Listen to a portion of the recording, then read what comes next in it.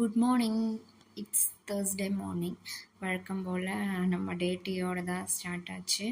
நல்ல ஒரு டீ போட்டு குடிச்சிட்டு காலையிலே கொஞ்சம் வாஷிங் வேலையெல்லாம் பார்க்க வேண்டியது இருந்துச்சு. துணியெல்லாம் வாஷ் பண்ண போட்டுட்டு தான் குக்கிங்கே ஸ்டார்ட் பண்ணேன். அன்றைக்கி பார்த்திங்கன்னா லஞ்சுமே காலையிலே முடிச்சிடலான்ட்டு பிளான் பண்ணிகிட்ருந்தேன். சாதம் மட்டும் மத்தியானம் சூடாக வச்சுக்கலாம், குழம்பு ரசம்லாம் காலையிலே முடிச்சிட்டோம்னா அந்த வேலை முடிஞ்சிடும்னு முட்டை குழம்பும் ரசமும் வச்சிடலான்னு பிளான் பண்ணியிருந்தேன். காலையில் பிரேக்ஃபாஸ்ட்டுக்கு பார்த்திங்கன்னா தோசையும் தேங்காய் சட்னியும், அப்புறம் அப்படியே நேற்று வச்ச கொஞ்சம் கார சட்னி மிச்சம் இருந்துச்சு. அப்படியே அதையோடு மேனேஜ் பண்ணிக்கலான்ட்டு அந்த வேலை தான் போய்கிட்டு இருந்துச்சு. இப்போ அடிக்கிற வெயிலுக்கு கிச்சனுக்குள்ளே நிற்கவே முடியல, அந்த மாதிரி இருக்குது. எப்படா வேலையை முடிச்சுட்டு போய் உட்காருவோன்னு.